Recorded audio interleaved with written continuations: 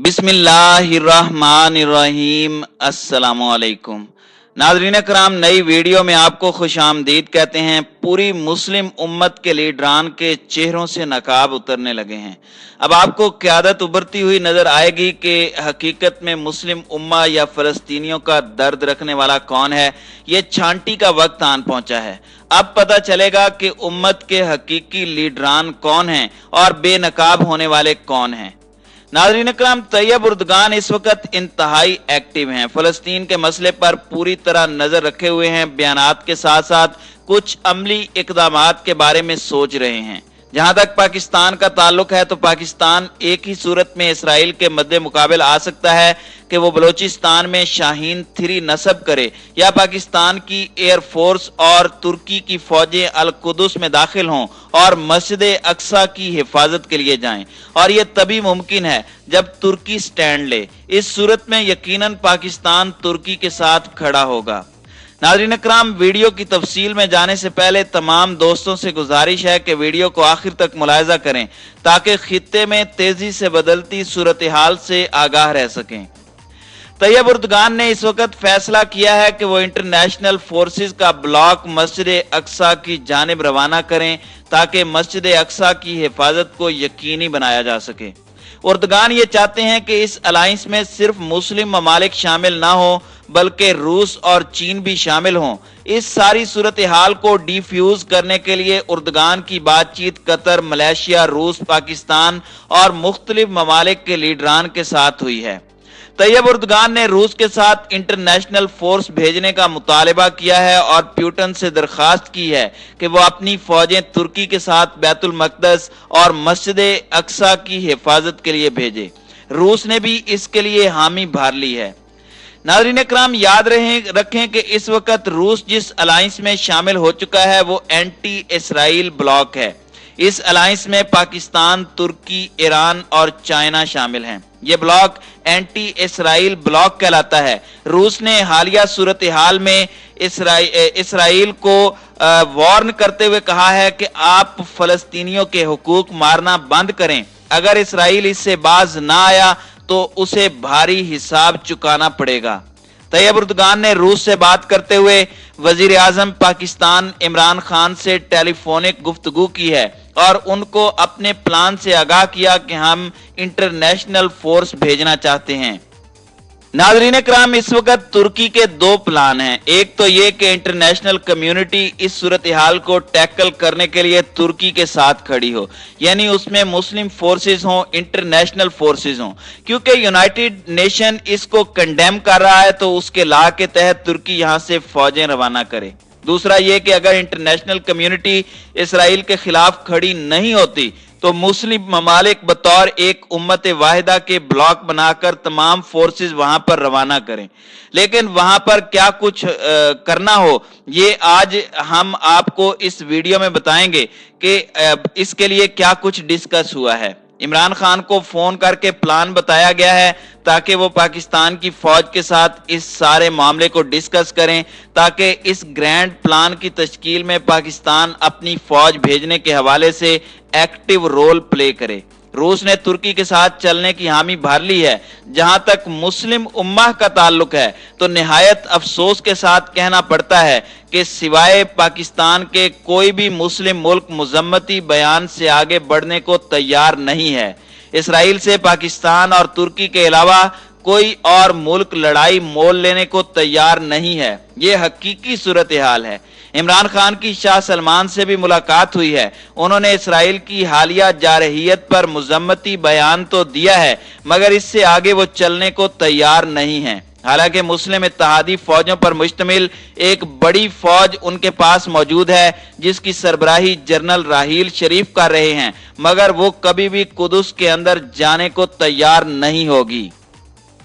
नाज़रीन इकराम, Tayyip Erdogan अच्छी तरह से जीरक अंदाज में सबको परख रहे हैं, मगर बात बड़ी वाज़ेह सी है कि एंड पर सिवाय चंद गैर मुस्लिम ममालिक और तुर्की पाकिस्तान के कोई भी मुसलमान मुल्क इस सूरत हाल में फ़लस्तीनी मजलूम मुसलमानों का साथ देने को तैयार नहीं है। यहाँ तक कि कतर भी अभी तक अमेरिका या इसराइल के खिलाफ वाज़ेह कदम उठाने के लिए तैयार नहीं है। उनका भी अभी तक सिर्फ मुज़म्मती बयान ही आया है। अब बात करते हैं एक और मुस्लिम मुल्क ईरान की। ईरान दरअसल बैकडोर चैनल से मामलात को तय करना चाहता है। ईरान फौज भेजने को तैयार नहीं है। ईरान की हमेशा ये पॉलिसी रही है कि वो शाम के अंदर बशारुल असद के जरिए हमास की मदद करें या फिर अपनी मलीशिया हिजबुल्लाह के जरिए फिदाई हमले या फिर रॉकेट हमले करें। प्रॉक्सी के अंदर चूंकि ईरान मास्टर है, इसलिए वो ऐसा तो जरूर करेगा, लेकिन डायरेक्ट फौज भेजने के अंदर ईरान की पॉलिसी हमेशा फेल रही है। लिहाजा वो अंदर खाते तो मदद करेगा, मगर इस तरह बराह रास्त फौजें भेजने से गुरेज करेगा। अब इस सारी सूरत हाल को देखते हुए तैयब एर्दोगान उम्मत मुस्लिमा को लीड करना चाहते हैं, लेकिन याद रखें कि एंड पर सिर्फ और सिर्फ 2 मुस्लिम ममालिक ही बचेंगे जो मस्जिद अक्सा की हिफाजत के लिए अपनी फौजें भेजने पर राजी होंगे, और वो हैं पाकिस्तान और तुर्की। नाज़रीन इकराम, आपको ये सब तो नजर आता है कि एर्दोगान मुख्तलिफ ममालिक को जज्बा खैर सगाली के तहत फोन करते नजर आते हैं, मगर इसके साथ बैकडोर चैनल के जरिए मामलात तय करने की कोशिश की जाती है। जब मामलात तय नहीं हो पाते तो फिर उसका ऐलान नहीं किया जाता। इसराइल इस सिचुएशन को क्लियर देख रहा है। नाज़रीन इकराम, आपको याद होगा जब अरब इसराइल जंग हुई थी तो उस जंग में पाकिस्तानी एयरफोर्स ने हिस्सा लिया था और हमने इसराइल के जंगी जहाज मार गिराए थे। 1973 के बाद भी हमने ये काम किया था, लिहाजा इस पूरी सूरत हाल में हमें एज हासिल है। तुर्की कभी भी अकेला इसराइल के खिलाफ नहीं लड़ सकता। सबसे पहले यह कि फौजें किन रास्तों से इसराइल पहुंचानी है।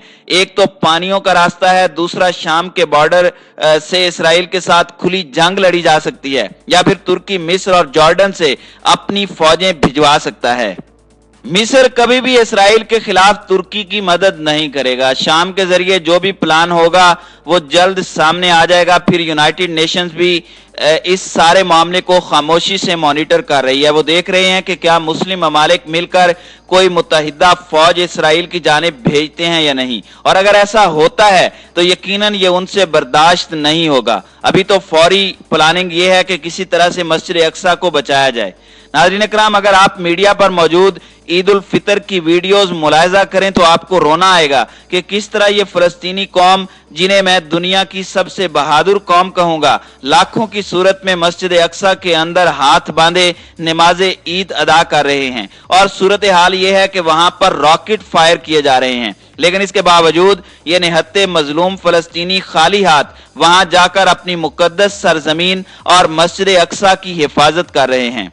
नाज़रीन इकराम, जब पाकिस्तान को एटमिक कुव्वत बनने का एजाज हासिल हुआ तो उस वक्त ये फलस्तीनी अपने हाथों में पत्थर उठाकर इन इसराइलियों को ललकारते थे और कहते थे कि हमारे हाथ में ये पत्थर ना देखो, पाकिस्तान के अंदर हमारे मुसलमान भाइयों का एटमी हथियार है, वो तुम्हें आकर मारेगा। इस तरह की उनकी सूरत हाल थी। लेकिन इसके बाद सूरत हाल यकसर तब्दील हुई और पाकिस्तान महज मुजम्मती बयानात तक महदूद हो गया, और उनको भी पाकिस्तान की जानिब से काफी मायूसी हुई। नाज़रीन इकराम, उम्मत मुस्लिमा के हवाले से सूरत हाल काफी मायूस कुन है। तैयब एर्दोगान का भी किसी ने साथ नहीं देना सिवाय पाकिस्तान के, और अगर पाकिस्तान और तुर्की इसराइल के खिलाफ अपनी फौजें उतार देते हैं तो यकीनन इसके बाद आहिस्ता आहिस्ता तमाम मुस्लिम ममालिक सूरत हाल का इदराक करते हुए शायद इस अलायंस में शामिल हो जाएं। फलस्तीनी ये चाहते हैं कि इस वक्त किसी भी तरह पाकिस्तान और तुर्की यहां पर आ जाएं, फिर सूरत हाल सिर्फ मस्जिद अक्सा तक महदूद नहीं रहेगी, बल्कि फलस्तीनी ये भी चाहेंगे कि वो इलाके जो इसराइल ने फलस्तीन से छीन लिए हैं उनको वापस लेने के लिए भी ये फौजें अपना मजबूत किरदार अदा करें, तो ये मामला यकीनन बिगड़ेगा। यूनाइटेड नेशंस इस सूरत हाल में कोई ना कोई ड्रामा जरूर खेलेगा। मसलन ये कहेंगे कि हम यूनाइटेड नेशन का पीस कीपिंग मिशन भेजते हैं, जिसमें मुख्तलिफ ममालिक शामिल हैं, जो वहां जाकर दोनों ममालिक से दरखास्त करेंगे कि कशीदगी को खत्म करें और लड़ने से बाज रहें, और ये सिर्फ इसलिए करेंगे ताकि मुस्लिम उम्मा के मामले सेटल ना हो पाए। नाज़रीन इकराम, मौजूदा सूरत हाल में फिर से मैं यही कहूंगा कि सिर्फ 2 ममालिक ही ऐसे हैं जो यहां फौजें भेज सकते हैं, और वो तुर्की और पाकिस्तान है, और तुर्की पाकिस्तान के बगैर ऐसा नहीं कर सकता, क्योंकि तुर्की की एयर फोर्स उस लेवल की नहीं है और ना ही उसकी फौज इतनी म्यारी है जिस तरह पाकिस्तान की फौज है। जब मुसलमान लड़ने के लिए निकलता है तो कम ताकत के बावजूद अल्लाह ताला उसकी मदद करता है। दूसरा, इंटरनेशनल सतह पर अगर कोई गैर मुस्लिम मुल्क साथ देने को तैयार है तो वो रूस है, क्योंकि रूस की फौजें पहले ही शाम के अंदर तैनात हैं और उनके लिए वहां से इसराइल पर हमला आवर होना आसान है। अब फौजें रवाना करने का फाइनल फैसला तैयब उर्दगान के हाथ में है। अगर वो ऐसा करते हैं तो यकीनन वो सबके सामने ये बताएंगे कि मुस्लिम उम्मा में से उनका किसने साथ नहीं दिया और सिर्फ पाकिस्तान या फलां मुल्क का साथ हासिल है। लेकिन खुदा ना खास्ता अगर तैयब उर्दगान या तुर्की ने भी अपनी फौजें रवाना ना की तो फिर उर्दगान को भी मुस्लिम उम्मा की लीडरशिप की कुर्सी से हाथ धोना पड़ेगा।